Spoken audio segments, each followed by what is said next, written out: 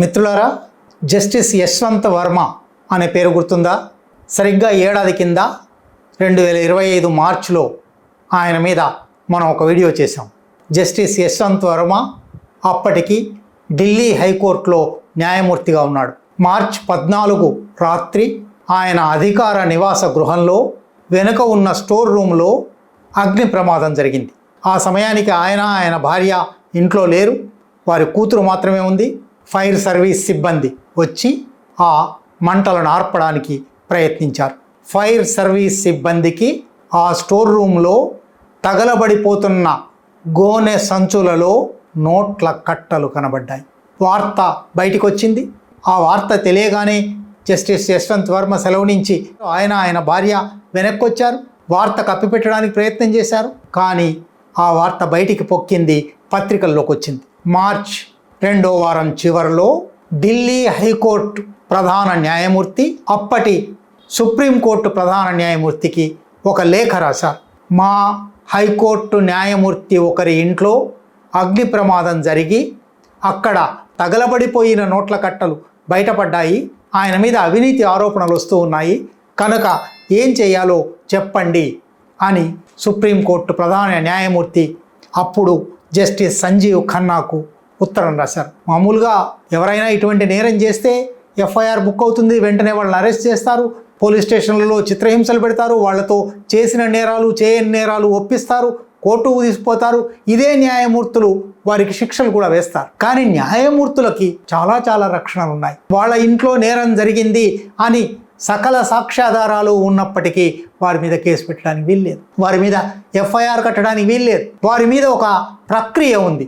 ఆ ప్రక్రియ ప్రకారం సుప్రీంకోర్టు ప్రధాన న్యాయమూర్తి 3 సుప్రీంకోర్టు న్యాయమూర్తులతో ఒక ఇంటర్నల్ ఎంక్వైరీ కమిటీ, ఆంతరంగిక దర్యాప్తు కమిటీ వేశారు. జస్టిస్ షీల్ నాగు, జస్టిస్ జిఎస్ సందావాలియా, జస్టిస్ అను శివరామన్, ఈ 3తో కూడిన కమిటీ ఫైర్ సర్వీస్ను, పోలీసులను, ఆ న్యాయమూర్తి ఇంట్లో నౌకర్లను, చాకర్లను, సీసీటీవీ ఫుటేజ్ను అనేక పరిశీలనలు జరిపి చిట్ట చివరికి నేరం జరిగింది. వెంటనే ఆయన ఈ డబ్బులు నావి కావు, ఆ స్టోర్ రూమ్కు మాకు తలుపు లేదు, దానికి బయట నుంచి తలుపు ఉంది, అక్కడ ఇంకెవరో పెట్టుంటారు, ఇది నా మీద కావాలని కుట్రపూరితంగా చేస్తుంది, అనేక వాదనలు వినిపించారు. ఈ వాదనలన్నీ కూడా ఇంటర్నల్ ఎంక్వైరీ కమిటీ తన పరిగణనలోకి తీసుకుని నేరం జరిగింది, ఆయన దగ్గర లెక్క చూపని నోట్ల కట్టలు తగలబడిపోయాయని ఆధారాలున్నాయి అన్నారు.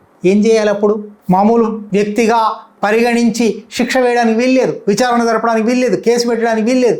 ఎక్కువలో ఎక్కువ శిక్ష ఆయనను అంతకుముందు అలహాబాద్ హైకోర్టు న్యాయమూర్తి స్థానం నుంచి ఢిల్లీ హైకోర్టు న్యాయమూర్తి స్థానానికి బదిలీ చేశారు గనక మళ్ళీ వెనక్కి అలహాబాద్ హైకోర్టు న్యాయమూర్తిగా పంపించండి అని సుప్రీంకోర్టు ప్రధాన న్యాయమూర్తి నిర్ణయం తీసుకున్నారు. వెంటనే అలహాబాద్ హైకోర్టు బార్ అసోసియేషన్, మేమేమైనా చెత్తకుండినా ఒక అవినీతిపరుడని తేలిన జడ్జిని మీ దగ్గర పనికి రాడనుకొని మాకు పంపిస్తారా?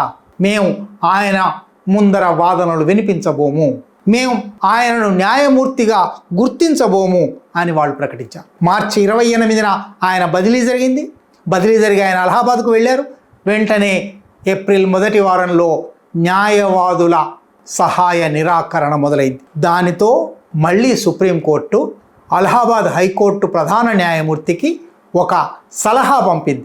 ఆయనను న్యాయమూర్తిగా ప్యానెల్లో ఉంచండి, కానీ ఆయనకు చట్టపరమైన న్యాయపరమైన పనులేవి అప్పగించకండి. అంటే ఆయన ఊరికనే పొద్దున 10 నుంచి సాయంత్రం 5 వరకు వచ్చి హైకోర్టులో కూర్చుంటారు, ఆయన కేసులు వినడానికి వీల్లేదు, జీతం వస్తుంది, సకల సౌకర్యాలు ఉంటాయి. అంటే ఈ దేశంలో నేరస్తులు కాని వారి మీద ఎంత ఘోరమైన శిక్షలు పడుతున్నాయి, నిజంగా నేరస్తులని రుజువైన వారు ఎట్లా తప్పించుకుపోతున్నారు. ఇది ఒక టెక్స్ట్ బుక్ కేస్ అంటారు, పాఠ్య పుస్తకంలో చెప్పదగిన లాంటి వ్యవహారం. ఇక్కడితో అయిపోలేదు అది. ఆయన అలహాబాద్ హైకోర్టులో మార్చి చివరి నుంచి ఏప్రిల్ అంతా ఉన్నారు. మే 3న సుప్రీంకోర్టు నియమించిన కమిటీ రిపోర్ట్ వచ్చింది. ఆ రిపోర్ట్ ఖచ్చితంగా ఆయన నేరస్తుడే అని రుజువు చేసింది. ఇప్పుడు తర్వాతి చర్య అంటే ఆయన న్యాయమూర్తి పదవి నుంచి తొలగించడం అనే ప్రక్రియ. అది కూడా చాలా సంక్లిష్టమైన ప్రక్రియ. రాజ్యాంగంలో సుప్రీంకోర్టు జడ్జీలను ఎట్లా తీసేయాలి అని అధికరణం 124 చెప్తుంది. హైకోర్టు జడ్జీలను ఎట్లా తీసేయాలి అని అధికరణం 217 చెప్తుంది. వాటి ప్రకారం పార్లమెంట్లో, లోక్సభలో, రాజ్యసభలో 100 మంది సభ్యులు, 50 మంది సభ్యులు ఈయనను అభిశంసిస్తున్నాము, పదవి నుంచి తొలగిస్తున్నాము అని ఒక తీర్మానం పెట్టాలి. ఆ తీర్మానం 2 సభలు ఆమోదించాలి. ఆమోదించిన తర్వాత అప్పుడు ఆయనను అభిశంసించడం జరుగుతుంది. ఇంపీచ్మెంట్ అంటారు. సుప్రీంకోర్టు ప్రధాన న్యాయమూర్తి మే 3 తర్వాత రాష్ట్రపతికి, ప్రధానమంత్రికి అంటే ప్రభుత్వానికి లేఖలు రాశారు. ఈయన మీద నేరం రుజువైంది కాబట్టి ఇంపీచ్మెంట్ మోషన్ మూవ్ చేయండి అని ఒక ఉత్తరం రాశారు. నిజానికి ఆయనేమో దీన్ని అంగీకరించడం లేదు. ఆయన పదే పదే నేను అసలు నేరమే చేయలేదు అని అంటూ ఉన్నాడు. అందువల్ల తప్పనిసరిగా ఇంపీచ్మెంట్ తప్ప మరొక మార్గం లేదు అని సుప్రీంకోర్టు ప్రధాన న్యాయమూర్తి ప్రభుత్వానికి లేఖ రాశారు. వెంటనే జస్టిస్ యశ్వంత్ వర్మ, ఆయనను జస్టిస్ అని అనొచ్చునా లేదా తెలియదు, పేరుకు పదవి ఉంది కానీ పదవి బాధ్యతలేమీ నిర్వర్తించడం లేదు. ఆయన సుప్రీంకోర్టులో ఒక పిటిషన్ వేశాడు. నా మీద కుట్రపూరితంగా, నా మీద అన్యాయంగా ఆరోపణలు చేసి ఒక ఎంక్వైరీ కమిటీ వేశారు, నన్ను బదిలీ చేశారు, నా మీద ఇంపీచ్మెంట్ చేయడానికి ప్రయత్నం చేస్తున్నారు, కాబట్టి దీన్ని ఆపండి అని సుప్రీంకోర్టుకు ఒక పిటిషన్ వేశారు. సుప్రీంకోర్టు దాన్ని కొట్టివేసింది. సుప్రీంకోర్టు దాన్ని కొట్టివేసిందంటే ఇంకా ఇంపీచ్మెంట్కు మార్గం సులభమైందన్నమాట. ఆగస్టు 12న లోక్సభలో ఇంపీచ్మెంట్ జరపాలి అనే తీర్మానం ఆమోదించడం జరిగింది. ఆమోదించిన తర్వాత కూడా వెంటనే తొలగింపు జరగదు, దానికి కూడా ఒక ప్రాసెస్ ఉంది. మళ్ళీ ఈ ప్రాసెస్ ఏమిటంటే, ఇప్పుడు లోక్సభలో ఇది ఆమోదం పొందింది కాబట్టి లోక్సభ స్పీకర్ మళ్ళీ ఒక కమిటీ వేస్తారు. ఆ కమిటీ నివేదిక ప్రకారం ఇంపీచ్మెంట్ జరుగుతుంది. అట్లా లోక్సభ స్పీకర్ ఓం బిర్లా ఆగస్టు 12న 3 సభ్యులతో మరొక కమిటీ వేశారు. ఒక 3 సభ్యుల కమిటీ అయిపోయింది. చూడండి, ఈ దేశంలో చట్టం ఎదుట అందరూ సమానమే అని రాజ్యాంగం చెప్తుంది. కానీ కొందరికి ఎక్కువ సమానమైన అవకాశాలున్నాయి, కొందరికి బారాఖూన్ మాఫ్ అవకాశాలున్నాయి. ఒక జడ్జి ఇంట్లో నోట్ల కట్టలు బహిరంగంగా బయటపడి, అవినీతి చేశాడని బయటపడి 1-2 కమిటీలు చెప్పిన తర్వాత ఇంత ప్రాసెస్ జరిగింది. కొత్త కమిటీ వేశారు. కొత్త కమిటీ ఎవరు? పార్లమెంటు వేసిన కమిటీ ఇది. జస్టిస్ అరవింద్ కుమార్ అనే సుప్రీంకోర్టు న్యాయమూర్తి, జస్టిస్ ఎంఎం శ్రీవాస్తవ అనే మద్రాసు హైకోర్టు ప్రధాన న్యాయమూర్తి, బివి ఆచార్య అనే కర్ణాటక హైకోర్టులోని సీనియర్ న్యాయవాది, ఈ 3 ఒక కమిటీ వేశారు. ఈ కమిటీ ఆగస్టు 12 నుంచి ఇప్పటిదాకా విచారణ కోసం ఆయనకు నోటీసులు పంపుతుంది, విచారణ జరపడానికి ప్రయత్నాలు చేస్తుంది. ఆయన రావడం లేదు.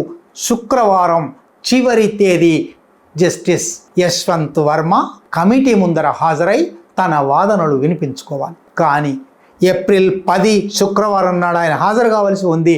ఏప్రిల్ 9 నాడు ఆయన నా పదవికి రాజీనామా చేస్తున్నాను, 6 నెలల కింద సుప్రీంకోర్టు ప్రధాన న్యాయమూర్తి చెప్పిన సలహా అది ఆయన పాటించలేదు. ఆ తర్వాత చాలా జరిగింది. ఇప్పుడు హఠాత్తుగా రాజీనామా చేస్తున్నాను అని కమిటీ ముందర హాజరు కాకుండా కమిటీకి ఒక 13 పేజీల లేఖ రాశారు. ఇది కూడా మళ్ళీ ఏడాదిగా చెప్తున్న విషయాలే. నాకు ఆ నోట్ల కట్టలకు సంబంధం లేదు, నాకు ఆ స్టోర్ రూమ్కు సంబంధం లేదు, ఆ స్టోర్ రూమ్కు బయటి నుంచి తలుపు ఉంది, అక్కడ ఎవరో నోట్ల కట్టలు తెచ్చిపెట్టి నా మీద కుట్ర చేసి నన్ను తొలగించడానికి ప్రయత్నం చేశారు. ఇటువంటి అన్ని ఆరోపణలతో, వాదనలతో ఆయన ఒక 13 పేజీల లేఖ ఇచ్చారు. ఇంత ప్రయత్నం ఎందుకంటే ఆయనకు ఇంకా 5 సంవత్సరాల పదవీ కాలం ఉంది. ఇప్పటికే అవినీతిపరుడుగా పేరు వచ్చింది. ఇంకా 5 సంవత్సరాల్లో ఎంత సంపాదించి ఉండేవాడో ఆ సంపాదన అంతా పోతున్నది కదా అని చాలా బాధగా ఉంది ఆయన. ఎందుకు ఇంపీచ్మెంట్ జరగబోతూ ఉండగా హఠాత్తుగా రాజీనామా చేశాడు? 6 నెలల కింద అంగీకరించని సుప్రీంకోర్టు ప్రధాన న్యాయమూర్తి సలహాను ఇప్పుడు హఠాత్తుగా ఎందుకు అంగీకరించాడు? 2 కారణాలున్నాయి. ఒకటి, ఒకవేళ ఇంపీచ్మెంట్ జరిగితే ఆయన స్వతంత్ర భారత చరిత్రలో 1950 నుంచి ఇప్పటి వరకు సుప్రీంకోర్టు జీవితం మొత్తంలోనే మొట్టమొదటి ఇంపీచ్మెంట్కు గురైన న్యాయమూర్తిగా చరిత్రకెక్కేవాడు. ఎందువల్లంటే ఇప్పటికీ 3 సార్లు ఇంపీచ్మెంట్ కోసం ప్రయత్నాలు జరిగాయి, కానీ అవి విఫలమయ్యాయి. 1993లో జస్టిస్ వి రామస్వామిని ఇంపీచ్ చేయాలి అని ఒక తీర్మానం లోక్సభలో ప్రవేశపెట్టారు. లోక్సభ దాన్ని తిరస్కరించింది, ఆమోదించలేదు. 2011లో సౌమిత్ర సేన్ అనే మరొక న్యాయమూర్తి రాజ్యసభలో ఇంపీచ్మెంట్ మోషన్ ఆమోదించబడింది, లోక్సభలో ఆమోదించబడలేదు. అందువల్ల పార్లమెంట్ ఆమోదించినట్టు కాదు, ఆయన తప్పుకున్నారు. జస్టిస్ పిడి దినకరన్ అసలు ఈ ప్రాసెస్ మొదలు కాకముందే రాజీనామా చేశారు. ఈ చరిత్రలో ఒకవేళ ఇంపీచ్మెంట్ ముందుకు కదిలితే జస్టిస్ యశ్వంత్ వర్మ మొత్తం భారత చరిత్రలో మొట్టమొదటి ఇంపీచ్మెంట్కు గురైన వ్యక్తిగా ఒక నల్ల మరకతో చరిత్రలో మిగిలిపోయేవారు. అది మాత్రమే కాదు, ఇంపీచ్మెంట్ జరిగితే పెన్షన్ ఉండదు, పోస్ట్ రిటైర్మెంట్ సౌకర్యాలు ఉండవు, రిటైర్మెంట్ సందర్భంగా ఉండే బెనిఫిట్స్ ఏవీ రావు. ఆయన ఇప్పుడు రాజీనామా చేసినందువల్ల ఇది వాలంటరీ రిటైర్మెంట్ అవుతుంది.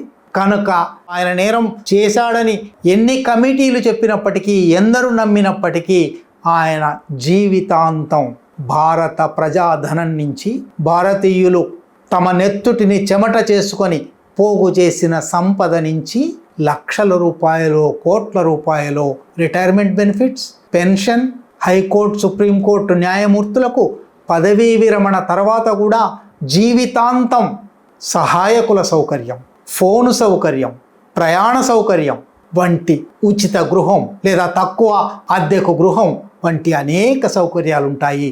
జస్టిస్ యశ్వంత్ వర్మ ప్రతిష్ట పోతే పోయింది, నల్లముద్ర పడితే పడింది, అవినీతిపరుడని పేరు వస్తే వచ్చింది. కానీ ఆ అవినీతి ద్వారా ఆయన ఏం సంపాదించారో అందులో కొంత భాగమైన ఇక ముందు కూడా కొనసాగుతూనే ఉంటుంది. ఇది ఈ దేశంలో న్యాయమూర్తులకు అమలవుతున్న న్యాయం. ప్రజలకు, సమాజానికి ఇటువంటి న్యాయమే ఉందా? ఈ ఛానల్లో కంటెంట్ నచ్చితే సపోర్ట్ చేయండి. ఛానల్ నడవటానికి మీ సపోర్ట్ చాలా అవసరం.